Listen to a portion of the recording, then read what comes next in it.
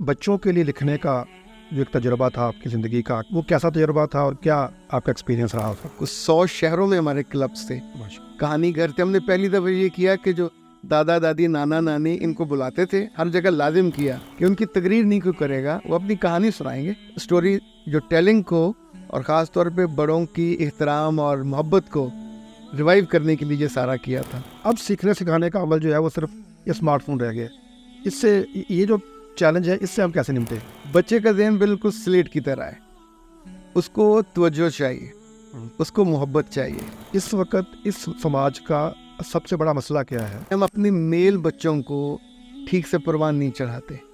دیکھیں ہم ویسے تو کہتے ہیں مرد ہے، مرد وہ ہوتا ہے جو شیر کی طرح کھڑا ہو، اپنی بیوی کے لیے بھی اور اپنے بچوں کے لیے بھی. ابھی ہارورڈ نے ان کی بزنس ریویو میں آیا کہ ہارورڈ کی جو یونیورسٹی کی ڈگری ہے اس کی عمر کم ہو کے 5 سال رہ گئی ہے. صحیح. وہ کہتے ہیں 5 سال کے بعد یہ irrelevant ہو جاتی ہے.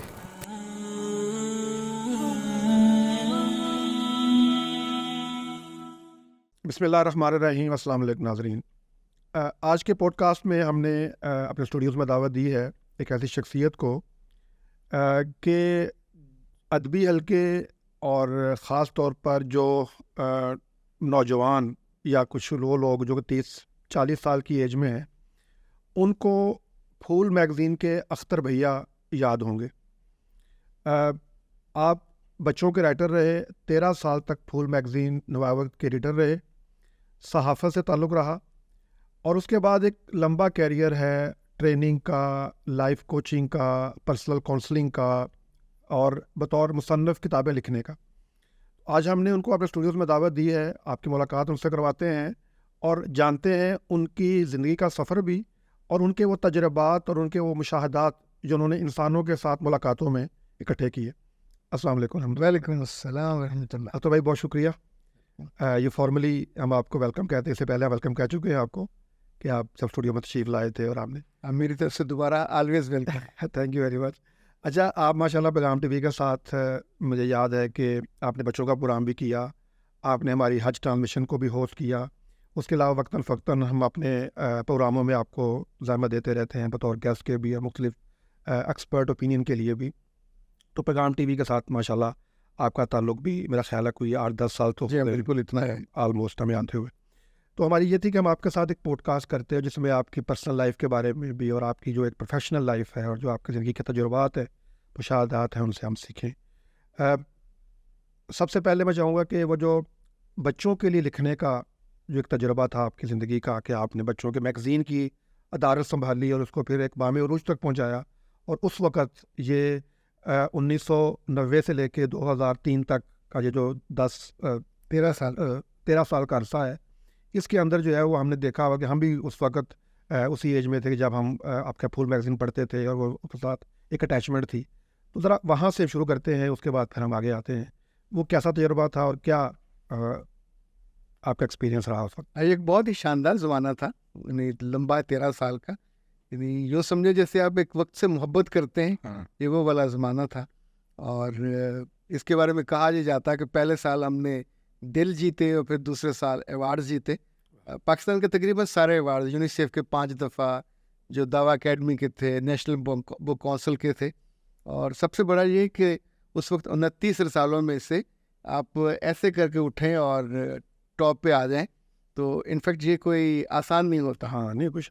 لیکن میں نے دیکھا کہ جب آپ کسی چیز میں یعنی دانہ خاک میں مل کر گلزار ہو جائے تو جب آپ اس مائنڈ سیٹ میں جاتے ہیں، لیکن میرے ذہن میں ہمیشہ سے یہ تھا کہ چیز کریٹو ہونی چاہیے اور جو پہلے نہ ہوئی ہو وہ کرنا چاہیے.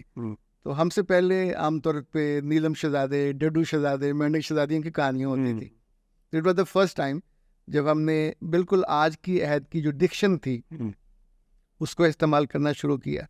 اور پھر ایک بات یہ سوچی کہ یہ چھوٹے بچوں کا تو رسالہ ہے ہی نہیں ہے، چونکہ چھوٹا بچہ براہ راست تو پڑھتا ہی نہیں ہے. جی. تو جو ٹین ایجر تھے فرسٹ ٹائم ان کے لیے سوچا گیا. صحیح. پھر دنیا بھر سے جاپان سے میں چیزیں منگواتا تھا، امریکہ سے منگواتا تھا.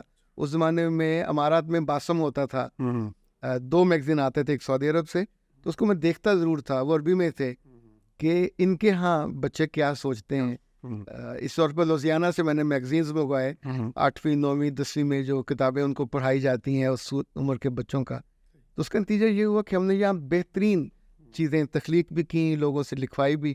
خود میں نے بیڈ ٹائم سٹوری شروع کی, بیڈ ٹائم سٹوریز. وہ ہوتا تھا جب پرچہ جانے والا ہوتا تھا تو میں ٹیبل کے نیچے ایسے جان باز بچھانا, وہاں بیٹھنا, اور آدھے گھنٹے میں کہانی مکمل ہو جاتی. اچھا, وہ بہت خوبصورت کہانیاں تھیں, کیونکہ میں بھی انہیں لوگوں سے انٹریکٹ کرتا تھا. ہم سال میں کچھ 70,000 بچوں کو بلاتے تھے جن کے ساتھ پروگرام کرتے تھے, اور ان کے بڑے بڑے شوز کرتے تھے. لاہور کا کوئی ہال نہیں تھا جہاں بچوں کو نہ بلایا گیا ہو. بہترین ان کو انعام دیے جاتے تھے. مجھے یاد ہے پی سی سے 2 ہمیں مہینے کے ڈنر ملتے تھے کوپن, تو ہم ان کی پھر قرآن اندازی کرتے, مقابلے کراتے. اور آپ کو حیرت ہوگی کہ پی سی زاوا اس زمانے میں بھی بہت شاندار ٹوٹل. تو ہماری ٹیم میں سے کبھی کسی نے یہ نہیں کہا تھا کہ سر ایک کوپن مجھے دیتے ہیں. اس کی وجہ جب آپ خود نہ کریں اور کہیں کہ یہ صرف بچوں کے لیے ہے یا ان کی فیملیز کے لیے, تو دوسرا کوئی ایسا, پھر ظاہر آپ کو لوگ دیکھ رہے ہوتے ہیں, برف جہاں سے پگھلتی ہے. ہم نے پہلی دفعہ یہ جو تھا الفلا سینما, یہاں خاک اور خون دکھائی. اچھا, اس کی ٹکٹیں باقاعدہ بک کرتے تھے, یعنی وہ جو ان سے لے آئے تھے جو لے آؤٹ شیٹ ہوتی ہے, پھول شوز کرتے تھے. کچھ 100 شہروں میں ہمارے کلبس تھے, کہانی گھر تھے. ہم نے پہلی دفعہ یہ کیا کہ جو دادا دادی نانا نانی ان کو بلاتے تھے, ہر جگہ لازم کیا. اچھا, 60 شہروں میں, کہ ان کی تقریر نہیں کوئی کرے گا, وہ اپنی کہانی سنائیں گے. تو اسٹوری جو ٹیلنگ کو, اور خاص طور پہ بڑوں کی احترام اور محبت کو ریوائیو کرنے کے لیے یہ سارا کیا تھا.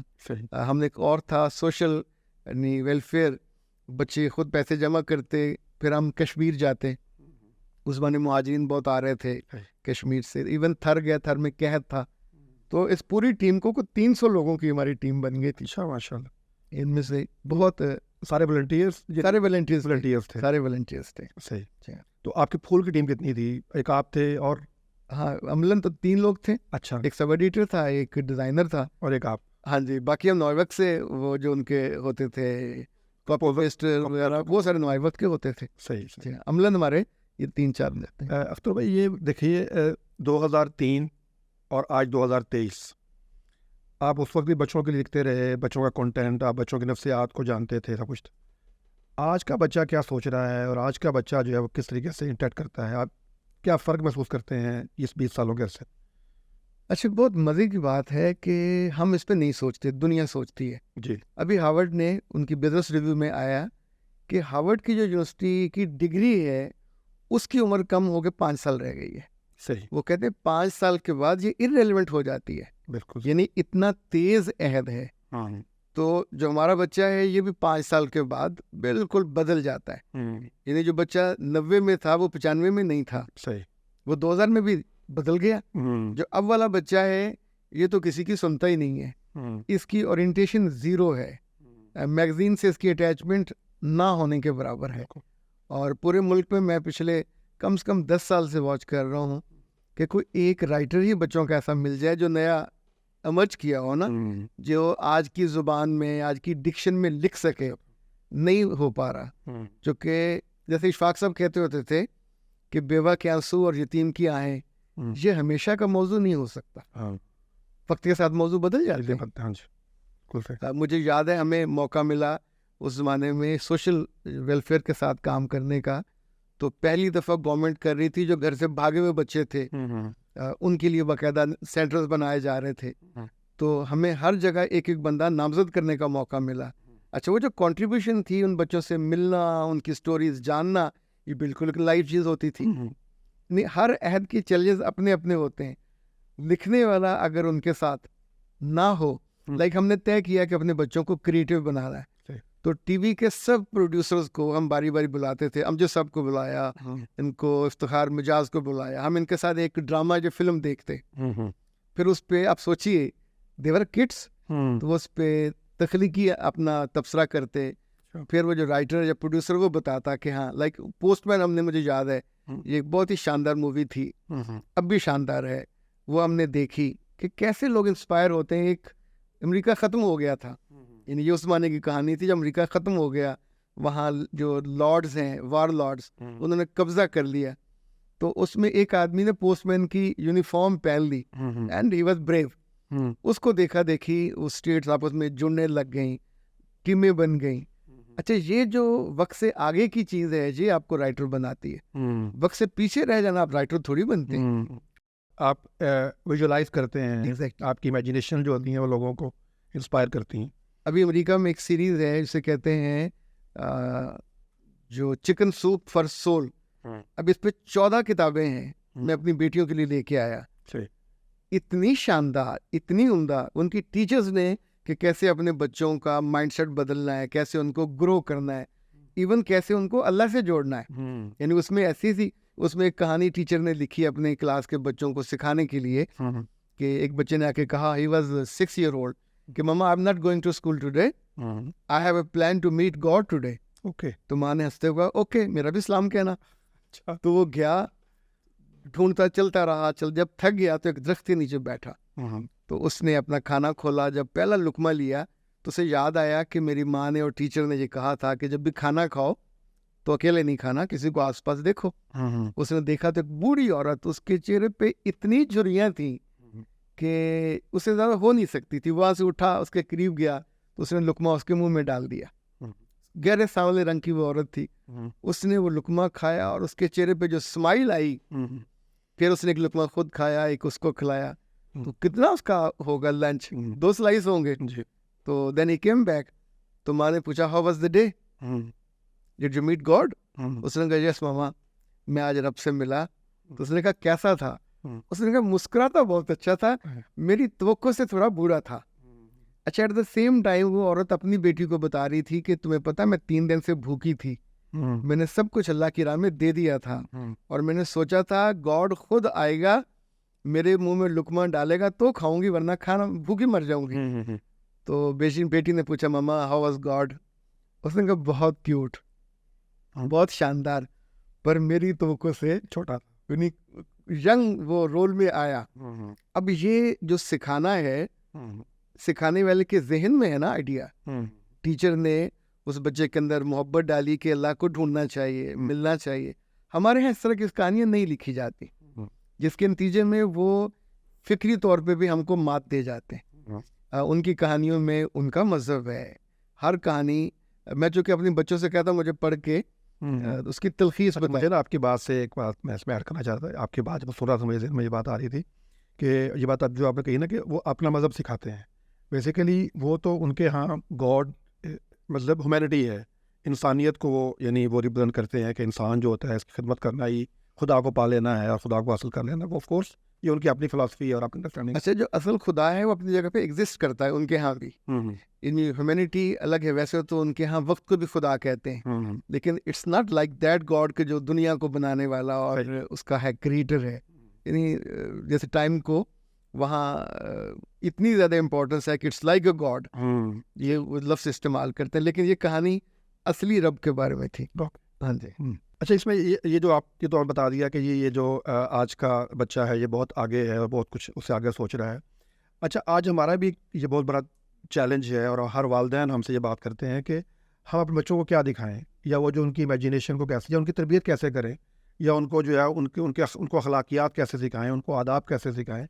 یہ سب کچھ تو ان کو میڈیا سکھا رہا ہے, سوشل میڈیا سکھا رہا ہے, یہ ہمارے پاس ان کے پاس اسمارٹ فون ہے. تو اس وقت تو آپ جیسے لوگ موجود تھے اور فل میگزین تھا اور وہ ایک ان کا سکریٹ کرتا تھا اور لوگ بچے آتے تھے اور ایک آپ سکھاتے تھے. اب سیکھنے سکھانے کا عمل جو ہے وہ صرف یہ اسمارٹ فون رہ گیا. اس سے یہ جو چیلنج ہے اس سے ہم کیسے نمٹے ہیں؟ اچھا یہ ایک ازمپشن ہے کہ یہ صرف یہ رہ گیا. جیسے بہت سے لوگ کہتے ہیں کہ ٹی وی ڈراموں نے بچوں کو خراب کر دیا, یا ٹی وی ڈراموں نے عورتوں کو خراب کر, مردوں عام طور پہ بلیم کیا جاتا ہے. جی بچے تو ٹی وی دیکھتے ہی نہیں ہیں, خراب کہاں سے ہوں گے.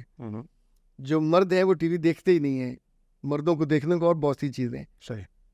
انفیکٹ اسپیس ہمیشہ, جیسے ہمارا یہ ٹیبل ہے خالی ہے, اس پہ جو رکھیں گے وہ نمایاں ہوگا. بچے کا ذہن بالکل سلیٹ کی طرح ہے, اس کو توجہ چاہیے, اس کو محبت چاہیے, اس کو کوئی دے نا. اب لائک یہ کپ ہے, اس کے اندر کافی ڈال دیں, چائے ڈال دیں, دودھ ڈال دیں, یا پانی, شربت بھی ڈالا جا سکتا ہے. کپ کا قصور نہیں ہے, کپ تو اوپن ہے کہ یس آئی ایم اویلیبل, مجھ میں ڈالیے. جی. بچے کو جو چیز دینی ہے پیرنٹس جو سوچتے ہیں دے لو ٹو بلیم کہ اسکول کا کام ہے, اسکول دے نا, اسکول کو ہم فیس دیتے ہیں. صحیح. تو اسکول کو فیس آپ بچے کی تربیت کی نہیں دیتے, اس کے نمبروں کی پرسنٹیج کی دیتے ہیں. اور ٹیچروں سے پوچھتے بھی یہی ہیں. کبھی کسی ٹیچر سے پوچھا جا کے کہ میرا بچہ نماز کیوں نہیں پڑھتا, میرا بچہ ابیوز کر رہا ہے, یہ کیوں کرتا ہے, میرا بچہ لڑائی پہ آمادہ ہے, گھر کے کام میں انٹرسٹ نہیں لیتا, میرا بچہ لحاظ نہیں کرتا, یہ تو کبھی کسی نے کسی ٹیچر کو جا کے بلیم نہیں کیا. ویسے میں نے پچھلے چند سالوں سے کچھ تجربے کیے ہیں, لائک جو پیرنٹس بہت تنگ ہوتے ہیں اپنے بچوں سے. پیرنٹس تنگ کب ہوتے ہیں؟ جب بچہ لحاظ کرنا چھوڑ دیتا ہے. پیرنٹس تک کب ہوتے ہیں؟ جب بچہ سننا بند کر دیتا ہے. جو وہ چاہ رہے ہوتے ہیں کم از کم وہ سنتا رہے. تو پھر ان صورتوں میں ایک ہم نے یہ تجربہ یہ کیا کہ والد اور والدہ ان کے تو سن نہیں رہا, ٹیچر بھی ارریلیونٹ ہے. تو پھر ہم نے ٹیوٹر کو درمیان میں براہ راست اپنے سے اس کا رابطہ کرایا, اس کو ویلیوز کا ایک سیٹ دیا کہ جب 12 ویلیوز ہیں تم اگلے 1 سال میں مہینے کی 2 سکھاؤ گے. تم کتاب نہیں پڑھاؤ گے جو وہ سلیبس کی وہ تو پڑھ ہی رہی ہے, تم ان کی کہانیاں بناؤ گے. کہانیاں بنانے کا طریقہ یہ ہوگا اس لیے کہ تم فیملی ممبر نہیں ہو, تم سے وہ سن لیتا ہے یا سن لیتی ہے. بچے کے اندر اتنی مزاحمت ہے, جیسے بعض سیاسی پارٹیاں ہماری ہیں وہ مزاحمت ہی سکھاتی ہیں. تو بیسیکلی پیرنٹس نے ڈانٹ کے میجورٹی نے بچے کو اپنے سے دور کر دیا. اب بچہ ان کو دوست نہیں سمجھتا, وہ ایک دشمن کی کیٹیگری میں یا مخالف فری کی کیٹیگری میں چلے گئے. اب آپ کو میں دلچسپ بات بتاؤں, میرے لیے بہت پریشان کن تھی. ایک بہت اعلیٰ افسر, یعنی جو سمجھے عسکری افسر, ان کی بیوی اپنے بچوں کو لے کے آئی اور کہا کہ یہ میرا بیٹا ہے 17 سال کا, اور اس نے ہمارا ناک میں دم کیا ہوا ہے, یہ بڑا ہے اور ہمارے لیے عذاب بنا ہوا ہے. ساتھ اس کا چھوٹا بھائی تھا.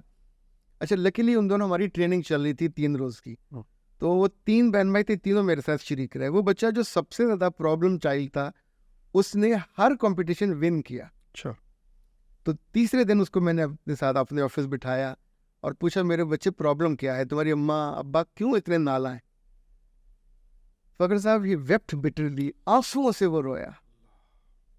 اس نے کہا سر سارا دن میری بے عزتی کرتے ہیں, میرے دونوں بہن بھائیوں سے کہتے ہیں کہ اس کی بات ماننی نہیں ہے, یعنی تم نے اس کو عمر کا بڑا ہونے کا جو اعزاز ہے لحاظ نہیں کرنا اس کا, کچھ کہے تو تم نے اس کی لاتا کر کے ہاتھ میں پکڑا دینی ہے. کہنے لگے ایسے میں گرو کر رہا ہوں. اچھا اس نے پھر ایک اور بات کہا, سر میں صرف چاول کھا سکتا ہوں, اب انہیں پتا ہے کہ اس کے علاوہ میں کچھ نہیں کھا سکتا, تو جب وہ نہیں گھر میں ہوں گے میں کمرے میں پڑا رہوں گا. پھر کہتے ہیں کھاتا کیوں نہیں ہے, تو جب میرے پاس پیسے ہوں گے تو میں بازار سے لے آتا ہوں, اس پہ بھی نالاں ہوتے ہیں. تو میرے لیے تو سوائے انہوں نے مرنے کو کوئی جگہ چھوڑی نہیں ہے, یعنی یہاں اسپیس نہیں ہے, خود اپنے پاس یہ بیٹھنے نہیں دیتے, اور توقع مجھ سے یہ کرتے ہیں. اچھا اٹ واز سو میزریبل کہ آپ سوچیں اس بیچارے پہ کیا بیتری ہوتی ہے جب وہ وہاں وقت گزارتا ہے. تو بہت سے والدین یہ غلطی کرتے ہیں کہ اپنے بچوں اور بچیوں پہ, اصل میں انہیں لگتا ہے سب سے ایزی یہی ہے بچوں کو ڈانٹ, ہاں ان پہ بمبارڈمنٹ رکھو, ہر وقت اتنی زیادہ ان کو ڈانٹو. دوسرا کام مشکل ہے نا, یعنی وہ جو آپ کہیں وہ دیکھیں, میں سمجھ سیکھنا یعنی بچوں سے یعنی لرن کرنا کہ how to teach them, how to guide them, how to مطلب وہ یہ ایک مشکل کام ہے. اور یہ سنب کر دینا اور ڈانٹ دینا اور بس بچوں کو بٹھا دینا اور پھر اپنا کام لگ جانا, یہ تو آسان کام ہے. مجھ سے ایک دفعہ کسی خاتون نے پوچھا کہ بڑی بڑی باتیں کرنا تو بہت آسان ہے, اپنے بچوں کو کیا سکھایا؟ تو اب اس کا کوئی نہ کوئی پیرامیٹر تو ہونا چاہیے, کوئی لٹمس پیپر ٹیسٹ. میں اپنے شروع میں اپنی وائف سے میں نے کہا تھا کہ میں بچوں کو جب ہو جائیں گے, ابھی ہوئے نہیں تھے, جب ہو جائیں گے تو اسکول چھوڑنے نہیں جایا کروں گا, مجھے نہیں اچھا لگتا. تو اس پہ ہم نے ایک کر لیا, پر کبھی کبھی ڈرائیور نہیں ہوتا تو پھر اس روز مجھے اٹھا دیتی ہیں کہ اب جائیے جا کے چھوڑائیے. تو 1 مہینے میں ایسا 2-3 دفعہ ہوا, عام طور پہ کم ہوتا ہے. تو ایک روز میں ان کو چھوڑنے جا رہا تھا تو میں نے رستے میں مارکیٹ آتی, وہاں گاڑی روکی, پوچھا کیا چاہیے. اس کو چاکلیٹ چاہیے تھا, اس کو جو کھانے پینے کے چپس لینے تھے, اس کو پورا لفافہ بھر کے میں نے دیا. اب میں پھر آگے چلا تو میں نے پوچھا کہ دنیا میں سب سے زیادہ تم محبت کس سے کرتے ہو؟ تو میری بیٹی نے کہا موم سے. اچھا موم اپنی نانی کو کہتی, پھر ابو سے نانا, پھر اپنی ماں سے، پھر میری باری آئی. اچھا سچی بات ہے مجھے بہت غصہ آیا کہ انویسٹمنٹ ساری میری ہے اور میرا نمبر سب دینا چوتھا نمبر ہے. تو وہ پہلے تو میں نے اس کو گور کے دیکھنا چاہا، پر میں ایک چالاک باپ ہوں. میں مسکرایا اور چپ کر کے چلتا رہا. اگلے روز سنڈے تھا، تو سنڈے کو پھر میں نے اپنے لان میں، ہمارا لان ماشاء اللہ اچھا بڑا ہے، تو کرکٹ کی ہم نے وکٹیں رکھی ہوئی ہیں، اس کو بیٹ ویٹ لا کے اس کو کھلایا. ویسے تو اس روز میں نے بائی ڈیزائن اس کو جتایا. تو جتانے کے بعد اس سے میں نے کہا کہ دنیا میں اگر فرض کریں ہم جس سے زیادہ محبت کرتے ہیں وہ مر جائے تو پھر ہم کیا کریں گے؟ قبر پہ جا کے تو نہیں ماریں گے کہ باہر آؤ دیکھو میری محبت تم سے، میں بہت محبت اس سے زیادہ ہو سکتی ہے جس کو کبھی موت نہ آئے، جو فار ایور ہو، ہرا بھرا سدا بہار، تو وہ تو اللہ ہے. سو سب سے زیادہ محبت اللہ سے ہوگی. اس کے بعد اللہ کو جو سب سے پسندیدہ بندہ اس سے ہوگی. پھر آپ کیٹاگوریکلی نیچے آتے جائیں گے. اچھا اتفاق یہ ہے کہ 3-4 روز بعد ان کی اسکول کی پرنسپل کا مجھے فون آیا، اور میں چونکہ ان کی ٹریننگ بھی کرانے جاتا تھا ان کے اساتذہ کی اور بچوں کی. اس نے کہا سر آج تو عجیب واقعہ ہوا، آپ کی بیٹی کو ہم نے صبح اسمبلی میں بلایا اور کہا کہ کچھ کہو، آپ کچھ کہو. تو اس نے کہا دنیا میں سب سے ضروری محبت کی ترتیب ٹھیک کرنی ہے.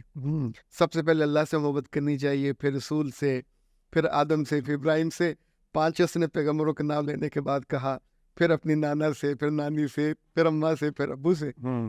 اچھا اس ترتیب میں تو میں اور نیچے آ گیا، لیکن اب مجھے پہلی دفعہ ایک اچھی فیلنگ ہوئی کہ میں نے اس کو جو ترتیب سکھانے کی کوشش کی وہ ترتیب ٹھیک ہے. بچے کے دل میں اگر یہ ترتیب ٹھیک ہو، دیکھیں ہم ہیں کیا، تنہائی میں کیسے ہوتے ہیں، دیٹس مور امپورٹنٹ. ہم اکیلے میں سوچتے کیسے ہیں، یہ امپورٹنٹ ہے. اچھا اگلا سبق اس کو میں نے یہ دیا کہ اگر یہ سوچنا ہو کہ تم کیسے ہو، کتنے اچھے ہو، تو کیسے پتہ چلے گا؟ تو اس نے کہا کہ آئینہ دیکھ سکتے ہیں، کسی دوست سے پوچھ سکتے ہیں، کسی بڑے سے پوچھ سکتے ہیں. میں نے کہا ایک اور بھی ہے کہ تم ایک پلیٹ لو، تو دل میں جو جو خواہشیں ہیں وہ پلیٹ میں رکھ لو. لائک 6 خواہشیں ہیں، تو اٹس لائک اے بسکٹس. تو اگر تم وہ بسکٹ یا وہ خواہش کی پلیٹ اپنی دوستوں کو یا اپنی ٹیچرز کو دکھا سکتے ہو، اور دکھانے کے بعد شرمندگی نہیں ہوتی، تو اس کا مطلب ہے میں اور آپ اچھے ہیں. اور اگر آپ کو اپنی اس خواہش پہ جو ظاہر دل میں چھپی ہوئی ہے پر رب تو جانتا ہے نا، اس سے شرمندگی کریٹ ہوتی ہے، تو اس کا مطلب ہے it's a time to change that.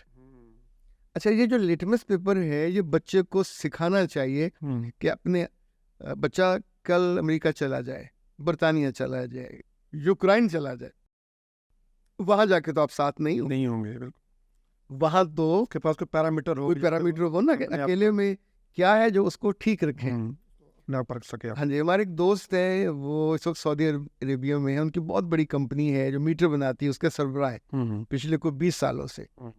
وہ کہتے ہیں کہ جب بھی میں یورپی کسی ملک میں، کچھ ملکوں میں وہ ریگولر جاتے ہیں، تو میں نے اسے پوچھا، مجھے چونکہ ہمیشہ جاننے کا اشتیاق ہوتا ہے، اس نے کہا جس ہوٹل میں جاتا ہوں وہ مجھ سے کہتے ہیں جب تم اکٹھے آتے ہو تو اور طرح بیہیو کرتے ہو، جانماز چاہیے، قرآن چاہیے، قبلہ کدھر ہے، اور ہم کو نہیں پتا ہوتا، ہم پھر ڈھونڈ کے بتاتے ہیں. پر جب تم لوگ پاکستان سے اکیلے آتے ہو تو تم لوگ کبھی یہ تینوں چیزیں نہیں پوچھتے، نہیں ہوتا. تم لوگ اور چیزیں پوچھتے ہو، یہ اور یہ اور یہ. تو ایسا کیوں ہے؟ اچھا یہ بہت شرمندگی کی بات ہے. ہاں بالکل. کہ ہم جب انڈیویجول ہوتے ہیں تو ہمارا ٹارگٹ، ہدف، چھوڑ ہوتا پسند، چوائس کچھ اور ہوتا ہے. اسی عمر میں ہوتا ہے جب آپ بچوں کو سکھاتے ہیں یا نہیں سکھاتے ہیں. اچھا اختر بھائی یہ بتائیے کہ آج کل آپ کو ہم دیکھ رہے ہیں کہ آپ سوشل میڈیا پہ بہت ایکٹیو ہیں اور ماشاءاللہ بڑے شاندار کام کر رہے ہیں، اور بڑے ایسے موضوعات پہ بات کر رہے ہیں کہ جس سے اس کے اوپر ہمارے ہاں عام طور پر ان موضوعات پہ بات نہیں ہوتی، اور بعض لوگ اس کو تھوڑا سا یعنی یہ بھی فیل کرتے ہیں کہ شاید یہ کچھ زیادہ غیر مناسب سے الفاظ ہیں یا وہ چیزیں ہیں جو کہ شاید اس طرح سے اتنی اوپنلی جو ہے ڈسکس نہیں ہونی چاہیے. ایک تو یہ فرمائیے کہ یہ جو ان موضوعات پہ بات کرنے کی آپ کی کیا کہہ لیجیے موٹیویشن ہے، اور دوسرا یہ جو اس کے اوپر وہ جو آپ کے تھمبنیلز وغیرہ ہوتے ہیں، یا وہ کوئی اٹریکشن اثر کرنے کے لیے ہے یا اس کی یہ ضرورت ہے کوئی آپ؟ اب اس بات کو 6 سال ہونے کو آئے. جی. اور جب میں نے یہ سٹارٹ کیا تھا، دیکھیے میری زندگی میں ترجیحات بہت پہلے سے طے ہیں جی، اور ان میں بہت کلیئر ہوں. ٹھیک. میری سب سے بڑی اسٹرینگتھ ہی یہ مجھے زندگی میں سب سے زیادہ محبت اپنے رب سے ہے. دوسرا, میں اس کے سامنے بہت خوشی سے, آسانی سے اور آسودگی سے جانا چاہتا ہوں. سو کوئی ایسا کام نہیں کرتا جس میں مجھے اس کے سامنے شرمندگی کا امکان بھی ہو. غلطی, کمی بیشی وہ ہماری ذات میں, پر ایسا کبھی نہیں ہو سکتا میں کبھی گستاخی کرنے کا سوچوں یا ہلکا سا ڈیویٹ بھی کروں.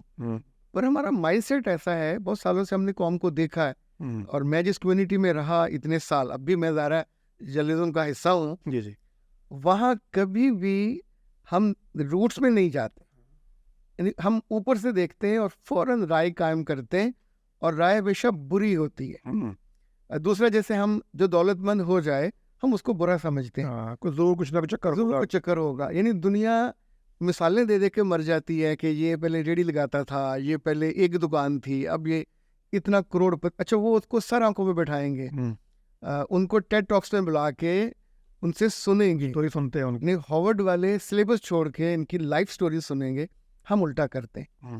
اسی طور پہ ہمارے یہاں جو مشہور ہو جائے یا معروف ہو جائے, اب میں ان معنوں میں مشہور اور معروف نہیں ہوں. 7.5 لاکھ کتابیں میری فروخت ہوئی ہیں. ماشاءاللہ, 7.5 لاکھ ایک بہت بڑا فگر ہے. بالکل, کوئی شک نہیں. مطلب یہ حال ہی میں نے ایک پروجیکٹ مکمل کیا ٹریننگ کا, 1,05,000 بچے ہیں اس میں, پورے صوبے کے, یعنی کشمیر کے ٹوٹل اسکولوں میں 1,05,000 بچہ ہے. ان کو میری 5 کتابیں ہیں, 5 خوبیاں, 5 عادتیں, 5 مہارتیں, 5 ویلیوز. یہ ٹارگیٹڈ تھا کہ ایک بچے کی زندگی میں اتنی جانی چاہیے.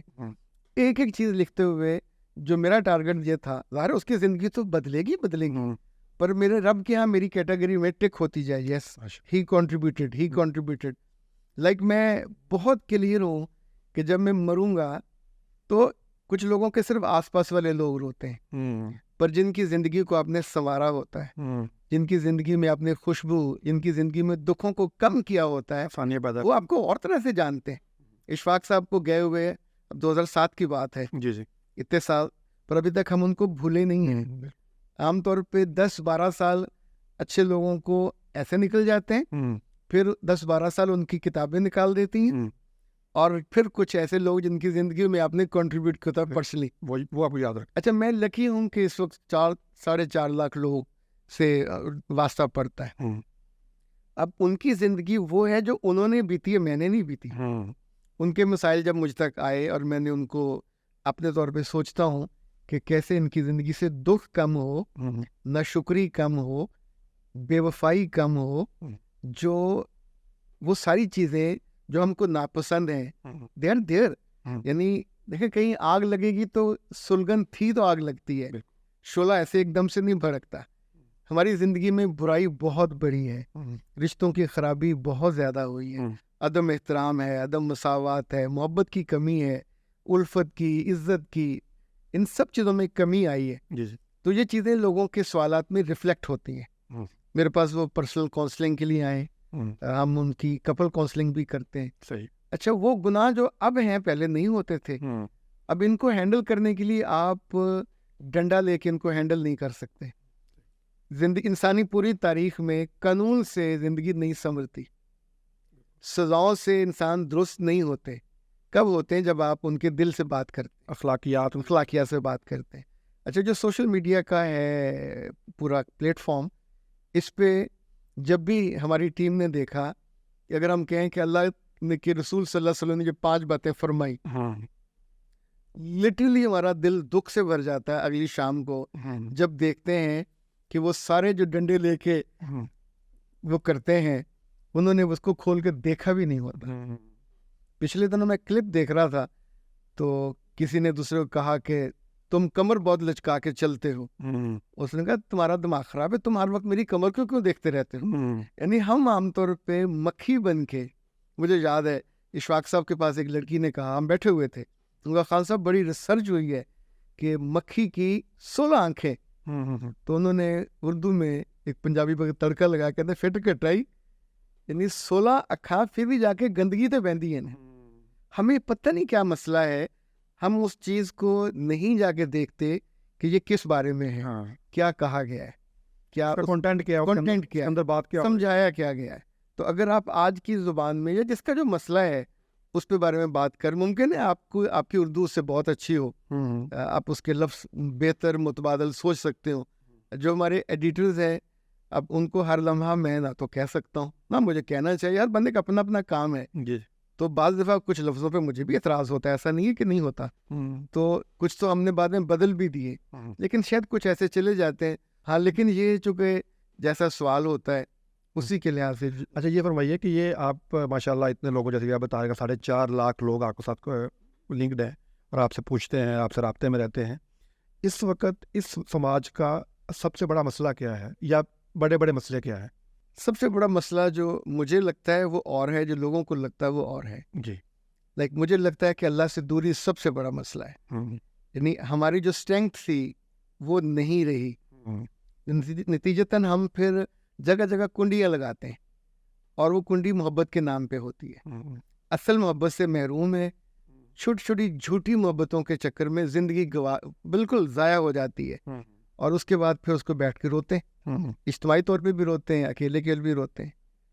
جو مسئلہ مجھے لگتا ہے ہمارے سوسائٹی میں وفا کم ہو رہی ہے، کمٹمنٹ کمزور ہو رہی ہے. صحیح. یہ وفا نوکریوں میں بھی ہوتی تھی. لوگ 30 سال نوکری نہیں چھوڑتے تھے، یعنی اسی کمپنی میں مرتے تھے. ابھی آپ اس نسل کو دیکھیں تو ان کے تو سال بھی پورا ہونے سے پہلے یہ سوئچ کر جاتے ہیں. نتیجتاً کریئر بھی نہیں بن پاتا. کمٹمنٹ جو ہے وہ انسان کو بناتی ہے یا آپ کو زیرو پہ لے جاتی ہے. سو بہت بڑا مسئلہ یہ ہے. یہ جو بے وفائی ہے یہ اس سے بھی بڑا مسئلہ ہے، مردوں میں بھی ہے عورتوں میں بھی ہے. تیسرا جو مجھے لگتا ہے اب بہت زیادہ شدت سے کہ ہم اپنے میل بچوں کو ٹھیک سے پروان نہیں چڑھاتے. دیکھیں ہم ویسے تو کہتے ہیں مرد ہے، مرد وہ ہوتا ہے جو ذمہ داری لے. مرد وہ ہوتا ہے جو شیر کی طرح کھڑا ہو اپنی بیوی کے لیے بھی اور اپنے بچوں کے لیے بھی. بیوی اور بچوں کے لیے کوئی بھی کھڑا ہو جائے گا تو ان کا انداتا وہ ہوگا، وہ نہیں رہے گا. بیوی پہ جب بھی ظلم ہوگا، کوئی اس کا دل دکھائے گا یا اس پہ حرمت پہ حرف اٹھائے گا تو مرد کو کھڑا ہونا چاہیے، چونکہ وہ اس کو جانتا ہے سر سے پاؤں تک. اچھا اسی طور پہ اگر وہ مرد جن کو مردانگی میں یہ نہیں سکھایا گیا کہ جو رشتے تمہارے ساتھ ہوں. دیکھیں جب ہم جاب پہ ہوتے ہیں ہمیں پتہ ہے کہ یہ کام میں نے ہی کرنا ہے، کوئی اور آ کے نہیں کرے گا. تو جب آپ کو اللہ نے بچے دے دیے، بیوی دے دی، تو اس کو پالنا محلے والوں نے تو نہیں ہے، آپ نے پالنا ہے. آپ بیٹھے اسپین میں، آپ بیٹھے اٹلی میں، فون بھی نہیں کرتے، پوچھتے بھی نہیں ہو. تو یہ کیا ہیں جو پلیں گے، جو بڑھیں گے، آپ کو محبت کیوں کریں گے؟ ٹھڈے ماریں گے آپ کو اور کیوں آپ سے آپ کا احترام. اچھا اس بیوی کی زندگی برباد کر دی. اگر آپ یہ نہیں کر سکتے تھے، ساتھ نہیں رکھ سکتے تھے تو شادی کیوں کی؟ اکیلے رہتے. خاتون کو جب بیاہا جاتا ہے پیرنٹس کو بھی یہ چاہیے اور اس دوسرے خاندان دونوں کو ملا کے رکھے. جی جی. اب اس کو کام کے لیے رکھ لیتے ہیں، اس کو کمانے کے لیے رکھ لیتے ہیں. نتیجتاً یہ جو دوری ہے یہ بھی کتنی ساری برائیوں کو جنم دیتی ہے. جی. اسی طور پہ میں نے دیکھا کہ یہ جو پڑھائی جتنی اعلیٰ ڈگریاں ہیں خاص طور پہ لڑکیوں کی، لڑکے M Phil P H D کم ہے، لڑکیاں بہت زیادہ ہیں. یہ پی ایچ ڈی اور ایم فل پڑھانے کے لیے ہے، نوکری کے لیے، خاندان بنانے کے لیے نہیں ہے. اس بیچ میں رتی برابر اورینٹیشن نہیں ہے کہ دوسرے کا دل کیسے رکھنا ہے، دوسرے کا دل جیتنا کیسے ہے. ہم نے کورس بنایا، اس کا نام تھا اڈوریبل گرل، کہ وہ لڑکی جس کو 3000 سال سے پوری دنیا میں کن لڑکیوں کو قابل رشک کہا جاتا ہے، خوبصورت لوگوں کو نہیں کہا جاتا.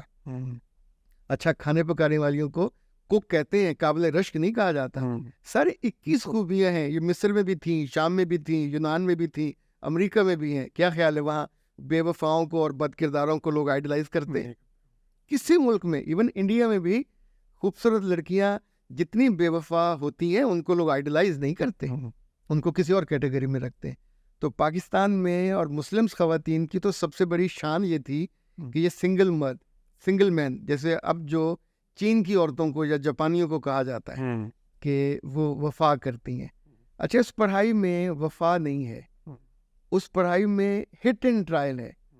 اس بیچ میں وہ جگہ جگہ اورینٹیشن کی کمی کی وجہ سے ڈیویٹ ہوتی ہیں اور جب واپس آتی ہیں تو عزت عصمت دونوں لٹا چکی ہوتی ہیں. پھر ایک خالی گھرا ہوتا ہے برتن ان کے آنسوؤں سے بھرا ہوا ہوتا ہے, دکھوں سے بھرا ہوتا ہے, کہانیوں سے کہ میرے ساتھ دھوکا ہو گیا.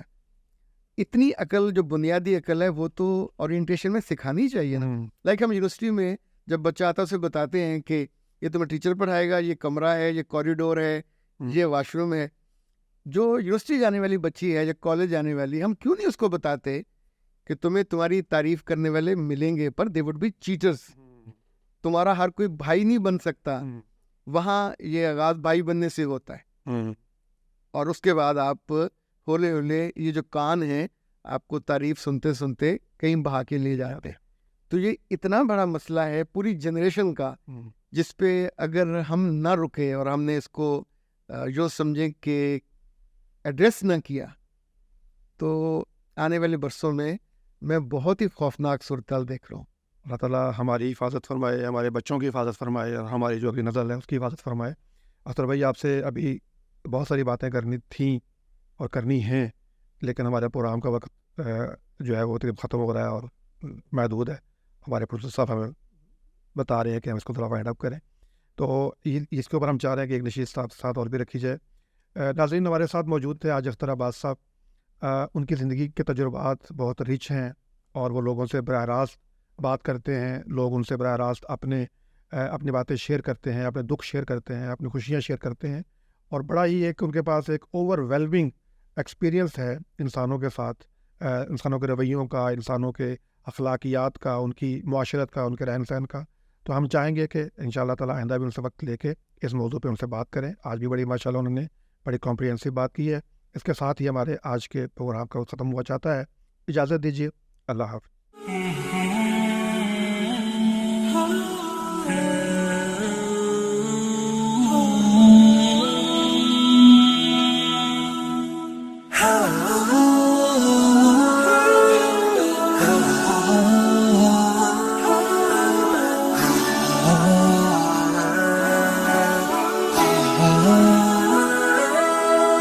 يا ظلام